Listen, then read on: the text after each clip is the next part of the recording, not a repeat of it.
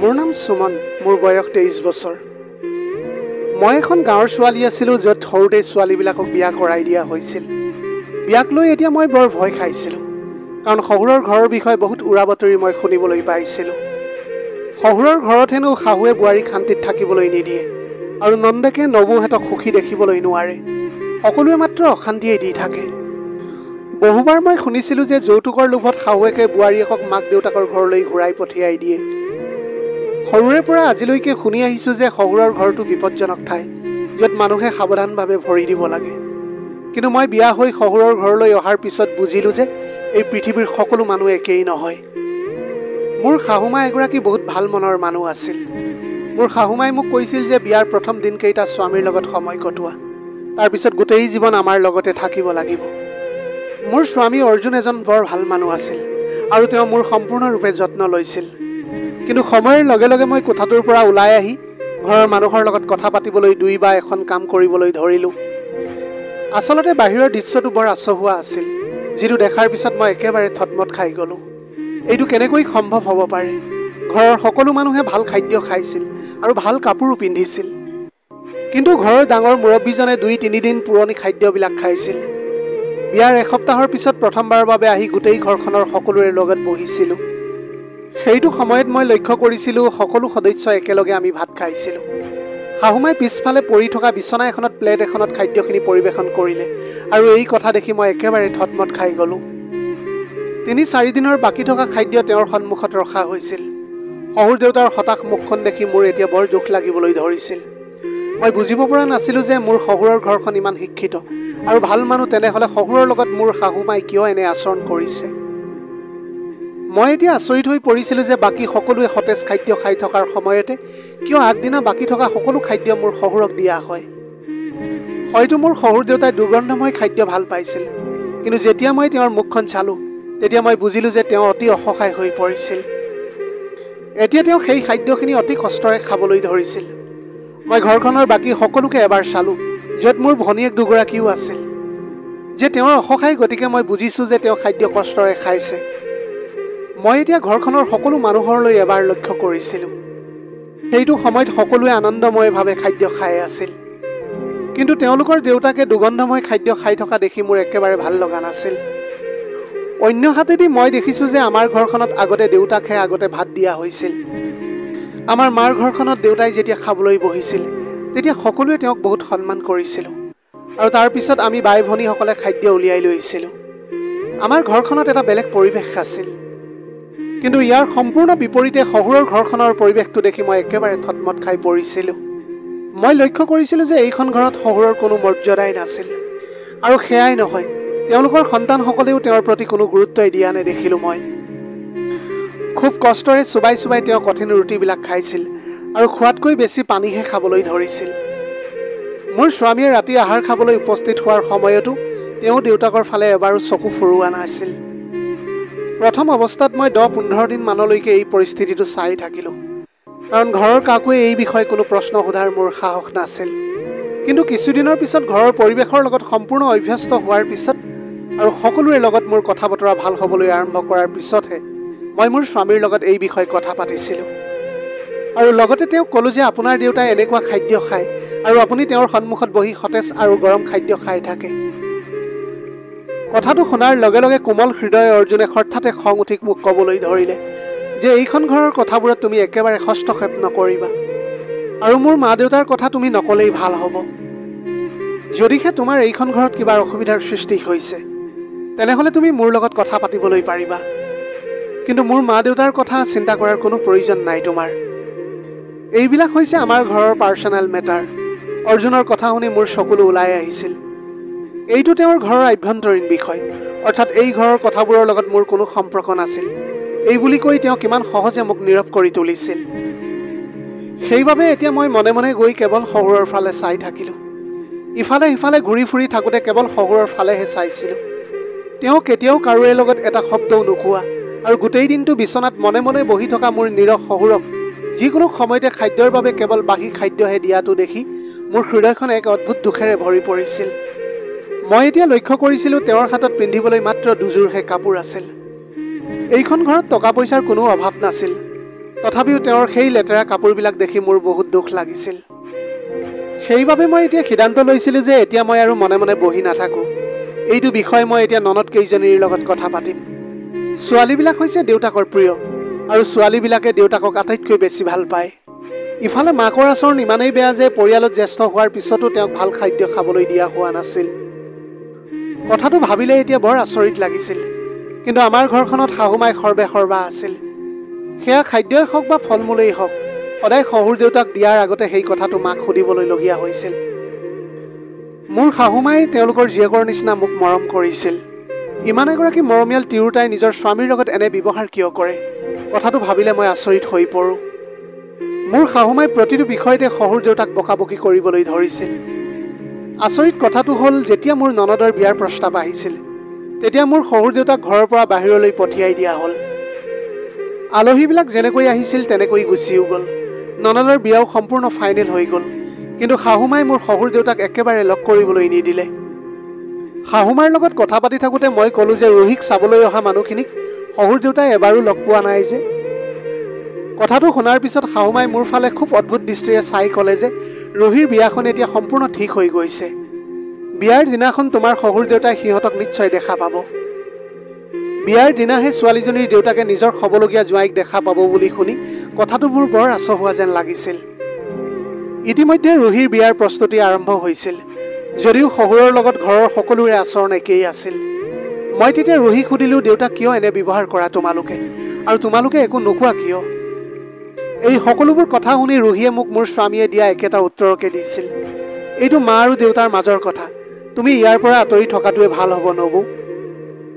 যদিহে মায়ে গম পায় যে তুমি এই বিষয়ত পুনৰ হস্তক্ষেপ কৰিছা, তেনেহ'লে তোমাৰ প্ৰতি মাৰ মনোভাৱটো বেয়া হৈ পৰিব। ৰুহিৰ কথাটো শুনি মই এতিয়া সম্পূৰ্ণ নিমাত হৈ পৰিছিলোঁ। ৰুহিয়ে সঁচা কথাই কৈছিল। মই এতিয়া ভাবিছিলোঁ যে মায়ে যদি মোকো নিজৰ শত্ৰু বুলি গণ্য কৰে, তেনেহ'লে শহুৰ দেউতাক তেওঁৰ স্বামীৰ হোৱাৰ পিছতো যেনে ব্যৱহাৰ কৰিছে, তেনেহ'লে তেনেকুৱা এটা অৱস্থাত মোৰ লগত কি কৰিব সেইটোও ঠিক নাই। দুপৰীয়া আহাৰ খোৱাৰ পিছত শাহুমাই হঠাৎ বজাৰলৈ যাব লগা হ'ল। ৰুহিৰ বিয়াৰ প্ৰস্তুতিৰ বাবে মায়ে প্ৰতিদিনে বজাৰলৈ যাব লগা হৈছিল। যেতিয়া মই দেখিলোঁ যে ঘৰখনত মোৰ আৰু শহুৰ দেউতাৰ বাহিৰে কোনোৱেই নাছিল, মই মনে মনে গৈ বাকী থকা সকলো খাদ্য পেলাই দিছিলোঁ, যাতে সেই দুৰ্গন্ধময় খাদ্যখিনি শহুৰ দেউতাই খাবলৈ নালাগে। কিন্তু মই জনা নাছিলোঁ যে এইটো মোৰ আটাইতকৈ ডাঙৰ এটা ভুল হ'ল, আৰু তাৰ ফলস্বৰূপে মোৰ শহুৰ দেউতাই সেইখিনি বহন কৰিব লাগিব। বাকী থকা খাদ্যখিনি পেলাই দিয়াৰ পিছত মই সকাহ অনুভৱ কৰিলোঁ, আৰু সকলো বাচন বৰ্তন ধুই পাকঘৰত ৰাখি চাফা কৰি ৰাতি আহাৰ ৰান্ধিবলৈ ধৰিছিলোঁ। এতিয়া শাহুমা ননদ সিহঁতে উভতি অহাৰ আগতেই মই ইতিমধ্যে ৰাতি আহাৰ প্ৰস্তুত কৰি ঘৰখন চাফা কৰি থৈছিলোঁ। মই এতিয়া বুজিবলৈ পাইছিলোঁ যে আজি মোৰ শহুৰে ঘৰৰ সকলোৰে বাবে ৰন্ধা খাদ্যখিনি খাবলৈ পাব। কাৰণটো হ'ল এতিয়া বেয়া খাদ্য হিচাপে তেওঁক দিবলৈ একোৱেই নাছিল। কিন্তু সেইদিনা ৰাতি আহাৰ খোৱাৰ সময়ত মোৰ চকু দুটা একেবাৰে সেমেকি উঠিছিল। শাহুমাই শহুৰ দেউতাক খাদ্য দিয়া দেখি মই আচৰিত হৈ পৰিছিলোঁ। এনেকুৱা এটা হ'ব পাৰে বুলি মই কেতিয়াও সপোনতো ভবা নাছিলোঁ।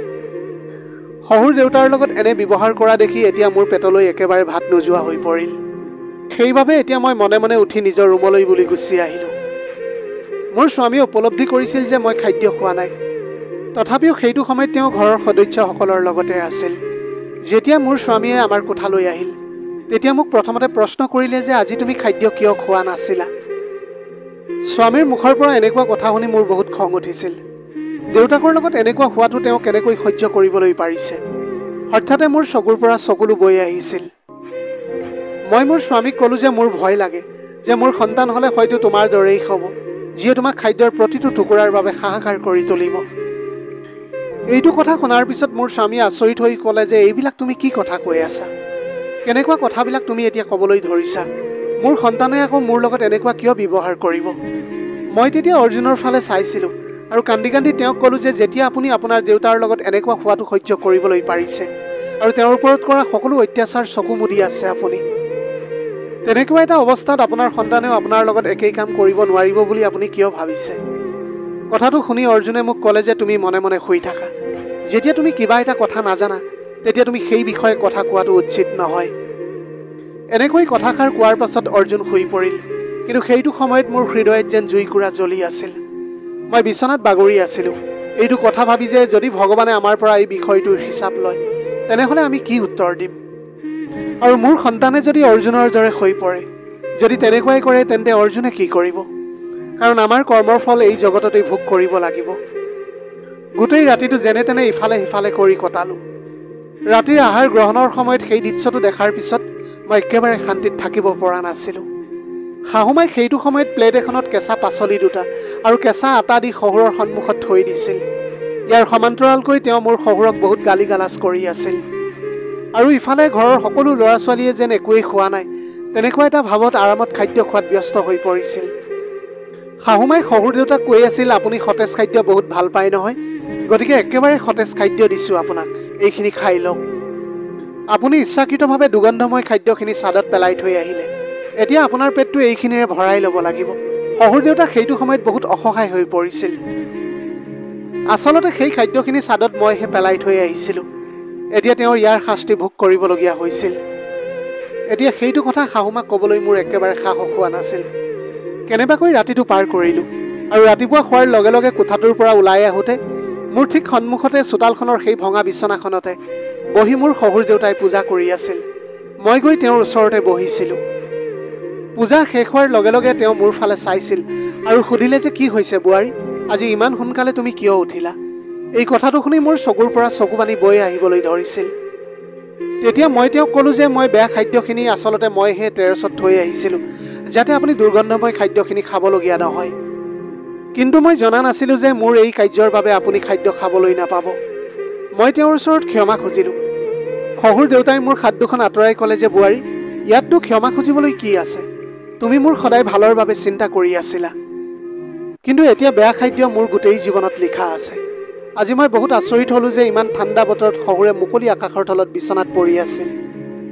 কিন্তু সেইটো সময়তে মোৰ শাহুমাই তেওঁৰ কোঠাত আৰামত শুই আছিল। মই তেতিয়া সাহস গোটাই শহুৰ দেউতাক সুধিলোঁ যে, দেউতা, কি কথা যে আপোনাৰ ল'ৰা ছোৱালীবিলাকে আপোনাক গুৰুত্ব নিদিয়ে আৰু মায়েও আপোনাৰ লগত বহুত বেয়া ব্যৱহাৰ কৰে। ঘৰৰ সকলোৱে গৰম খাদ্য খায়, কিন্তু আপুনি দুদিনৰ সেই দুৰ্গন্ধময় খাদ্যবিলাক খাবলগীয়া হয়। বোৱাৰী, মোৰ সন্তানবিলাক বেয়া নহয়, বৰঞ্চ মই যি বীজ ৰোপণ কৰিছিলোঁ তাৰহে পৰিণাম ভোগ কৰি আছোঁ। শহুৰ দেউতাৰ কথাটো শুনি মই এতিয়া আচৰিত হৈ পৰিছিলোঁ যে সকলোবোৰৰ পিছতো তেওঁৰ পত্নী আৰু সন্তানৰ বিৰুদ্ধে কোনো অভিযোগ নাছিল। মোৰ হৃদয়খন সম্পূৰ্ণৰূপে অস্থিৰ হৈ পৰিছিল আৰু চাৰিওফালে চাইছিলোঁ, এতিয়ালৈকে তেওঁলোকৰ কোঠাৰ পৰা কোনো ওলাই অহা নাছিল। সেইকাৰণে গৰম কাপোৰ এখন মেৰিয়াই শহুৰৰ কাষতে বহিলোঁ। তেওঁ তেতিয়া লাহে লাহে সকলো কথা ক'বলৈ ধৰিলে। শহুৰ দেউতাই মোক কৈছিল যে যেতিয়া তেওঁ মোৰ শাহুৰ লগত বিয়া হৈছিল তেতিয়া তেওঁলোকৰ মাজত বয়সৰ এক বৃহৎ পাৰ্থক্য আছিল। শহুৰ দেউতাৰ মাকে শহুৰ দেউতাৰ টকাৰে প্ৰথম জীয়েকহঁতৰ বিয়াখন পাতিছিল। শহুৰ দেউতাই মোক ক'বলৈ ধৰিলে যে তেওঁৰ মাকে তেখেতক ইচ্ছাকৃতভাৱে বহুত দেৰিকৈ বিয়া পাতি দিছিল। কাৰণটো আছিল তেওঁ পৰিয়ালত একমাত্ৰ উপাৰ্জনকাৰী সদস্য আৰু 6 ভনীয়েকৰ একমাত্ৰ ভাতৃ আছিল। মোৰ শহুৰৰ মাকে তেওঁৰ লগত এনেকুৱা এজনী ছোৱালী বিয়া কৰাই দিলে যাতে তেওঁ বোৱাৰীয়েকক নিজৰ নিয়ন্ত্ৰণত ৰাখিবলৈ পাৰে। শহুৰ দেউতাই কৈছিল যে বিয়াৰ পিছত শাহুমা যেতিয়া তেওঁলোকৰ ঘৰলৈ আহিছিল তেতিয়া তেওঁ প্ৰথম দিনাৰ পৰাই ঘৰখনৰ চাকৰ হৈ পৰিছিল। সেইটো সময়ত মাকে শাহুমাক বেছি খাদ্য খাবলৈ দিয়া নাছিল আৰু বেছি সংখ্যক খাদ্য জীয়েকহঁতৰ ঘৰলৈ পঠিয়াই দিছিল। কিন্তু ইমানবিলাক হৈ যোৱাৰ পাছতো মোৰ শাহুমাই একো অভিযোগ কৰা নাছিল। এতিয়া এই সকলোবোৰ নিষ্ঠুৰতা দেখি মোৰ শহুৰেও মাকৰ স্বাৰ্থত মনে মনে থাকিছিল। যেতিয়া মোৰ স্বামী অৰ্জুনৰ জন্ম হৈছিল তেওঁলোকৰ ঘৰত পৰ্যাপ্ত খাদ্য নোপোৱাৰ বাবে তেওঁৰ স্বাস্থ্যৰ অৱস্থা বেয়া হ'বলৈ ধৰিছিল, যদিও তাৰ পিছতো ঘৰৰ সমগ্ৰ কামৰ দায়িত্ব তেওঁৰ কান্ধতে আছিল। প্ৰায় শহুৰ দেউতাৰ সকলো ভনীয়েকহঁত আহি তেওঁক বহুত হাৰাশাস্তি কৰিছিলহি। শহুৰ দেউতাৰ এটা বহুত ভাল চাকৰি আছিল, যদিও তেওঁৰ পত্নীগৰাকীক এসাঁজ ভাল আহাৰ খুৱাব পৰা নাছিল।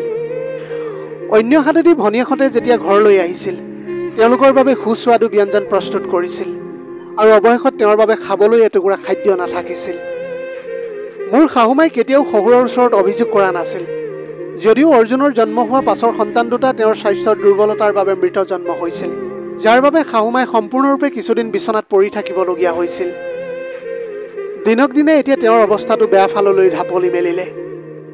যেতিয়া তেওঁ কাম কৰিবলৈ সক্ষম আছিল তেতিয়া ঘৰৰ মানুহে তেওঁক সম্পূৰ্ণৰূপে ব্যৱহাৰ কৰিছিল, কিন্তু যেতিয়া তেওঁ কাম কৰিবলৈ সক্ষম হোৱা নাছিল তেতিয়া অৰ্জুনৰ আইতাকে মোৰ শাহুমাক এটা কোঠাত থাকিবলৈ দিলে আৰু তেওঁক খাদ্যও দিয়া নাছিল। ইফালে শহুৰৰ 6জনী ভনীয়েকে মোৰ শহুৰৰ উপাৰ্জনত বিলাসী জীৱন যাপন কৰি আছিল। অন্য হাতেদি তেওঁৰ নিজৰ পত্নীয়ে ভোকত আছিল। দিনক দিনে শাহুমা এতিয়া অসুস্থ হৈ পৰিছিল। শাহুমাৰ এইখন চহৰত কোনোৱেই নাছিল, কাৰণ তেওঁক অন্য এখন চহৰৰ পৰা বিয়া কৰাই অনা হৈছিল। আনকি তেওঁৰ মাক দেউতাকে জীয়েকৰ কথাও সোধা নাছিল। ইয়াৰ পিছতে মোৰ শাহুমাই আৰু দুজনী ছোৱালীৰ জন্ম দিলে। তেওঁৰ অৱস্থা আগতকৈ বেয়া হৈ গ'ল। এদিন অৰ্জুনৰ আইতাকে মোৰ শাহুৰৰ বিৰুদ্ধে মিছা অভিযোগ উত্থাপন কৰি শহুৰক অৰ্জুনৰ মাকক তালাক দিবলৈ বাধ্য কৰালে। এইদৰে তেওঁ অৰ্জুনৰ মাক অৰ্থাৎ মোৰ শাহুমাক বিবাহ বিচ্ছেদ কৰিবলৈ বাধ্য হৈ পৰিল। শহুৰ দেউতাৰ পৰা এই কথাটো শুনি এতিয়া মোৰ মূৰৰ চুলি থিয় হৈ গৈছিল যে মোৰ শাহুমা আৰু শহুৰ দেউতা এতিয়া স্বামী স্ত্ৰী নহয়। এইটো মোৰ বাবে এটা ডাঙৰ চকতকৈ কম নাছিল। স্বামীৰ লগত বিবাহ বিচ্ছেদ হোৱাৰ পিছতো মোৰ শাহুমা একেখন ঘৰতে থাকিবলৈ বাধ্য হৈছিল। তেওঁ জীৱনটো খুব বেয়া পৰিস্থিতিত আৰম্ভ কৰিছিল। তাৰ কেইবছৰমানৰ ভিতৰতে শহুৰৰ মাকৰ মৃত্যু হৈছিল। মোৰ শহুৰে এতিয়া অৱসৰ লৈছিল আৰু তেওঁৰ ভনীয়েকহঁতেও নিজৰ জীৱনত ব্যস্ত হৈ পৰিল, কাৰণ এতিয়া তেওঁলোকৰ ভায়েকৰ হাতত টকা নাছিল, যাৰ ওপৰত তেওঁলোকে এতিয়া বিলাসী জীৱন যাপন কৰিবলৈ পাৰিব। এতিয়া এইকেইটা বছৰত অৰ্জুন বহুত ডাঙৰ হৈ মাকক চোৱা চিতা কৰিব লগা হৈছিল। অৰ্জুন বহুত ডাঙৰ হৈছিল আৰু মাকৰ ওপৰত চলি থকা সকলো অত্যাচাৰ তেওঁ নিজ চকুৰে দেখিছিল। শহুৰে অৱসৰ লোৱাৰ পিছত অৰ্জুনে কাম কৰিবলৈ আৰম্ভ কৰিলে আৰু সৰু সৰু কাম কৰি পঢ়াৰ লগতে ঘৰৰ খৰচো চম্ভালিবলৈ ধৰিছিল। লাহে লাহে অৰ্জুন আৰু তাৰ মাকে এতিয়া ঘৰখনৰ সকলো দায়িত্ব ল'বলৈ ধৰিছিল। সময়ৰ পৰিক্ৰমা এতিয়া অতি বেগেৰে ঘূৰি থাকিল আৰু পৰিস্থিতি সম্পূৰ্ণ সলনি হৈ গ'ল। এতিয়া মই অসহায় হৈ পৰিলোঁ যে মই অৰ্জুনৰ মাকৰ দয়াত থাকিবলৈ ধৰিছিলোঁ। এতিয়া মোৰ যত্ন ল'ব পৰা তাত কোনোৱেই নাছিল। আমাৰ দুয়োৰে বিবাহ বিচ্ছেদ হৈছিল যদিও ইয়াৰ পিছতো অৰ্জুনৰ মাক আমাৰ ঘৰতে আছিল। আগতে এইখন ঘৰত অৰ্জুনৰ মাকে থাকিবলৈ বাধ্য হৈ পৰিছিল আৰু এতিয়া মোৰ অৱস্থা এনে হৈ পৰিছিল যে মই তাইক যাবলৈ দিব নোৱাৰোঁ, কাৰণ তাই গ'লে মই অকলে এই ডাঙৰ ঘৰটোত কি কৰিলোঁহেঁতেন। ইতিমধ্যে মই বহুত বুঢ়া হৈ আহিছিলোঁ আৰু মোৰ ল'ৰা ছোৱালীয়ে মোক ঘৃণা কৰিবলৈ আৰম্ভ কৰিছিল। আৰু ইফালে অৰ্জুনৰ আনকি মাকৰো মোৰ প্ৰতি কোনো সহানুভূতিশীল নাছিল, কাৰণ বিয়াৰ পাছৰ পৰা মই তাইৰ প্ৰতি কোনো দয়া দেখুৱাব পৰা নাছিলোঁ। তাৰ পৰিৱৰ্তে সদায় মোৰ মাক সমৰ্থন কৰি গৈছিলোঁ মই। আৰু অৰ্জুনৰ মাকতকৈ ভনীয়েকহঁতকহে সদায় বেছি গুৰুত্বপূৰ্ণ বুলি গণ্য কৰিছিলোঁ। অৱসৰ লোৱাৰ পিছত মই মোৰ ভনীহঁতক টকা দিবলৈ পৰা নাছিলোঁ, সেইবাবে সিহঁতে মোক এৰি থৈ গৈছিল। আৰু সেই সময়ত মই বুজিলোঁ যে স্বামী স্ত্ৰী ইজনে সিজনৰ বাবে কিমান গুৰুত্বপূৰ্ণ। যদি মই মোৰ পত্নীক তাইৰ প্ৰাপ্যখিনি দিলোঁহেঁতেন, তেনেহ'লে আজি মই মোৰ প্ৰকৃত স্থানত থাকিলোঁহেঁতেন। মোৰ সন্তানে মোক ভাল পালে হয় আৰু সন্মান কৰিলেহেঁতেন। মোৰ পত্নীয়ে সদায় মোক মূৰৰ মুকুটৰ দৰে ব্যৱহাৰ কৰিলেহেঁতেন। কিন্তু মই নিজেই নিজৰ হাতেৰে প্ৰতিটো সম্পৰ্ক ধ্বংস কৰি পেলাইছিলোঁ।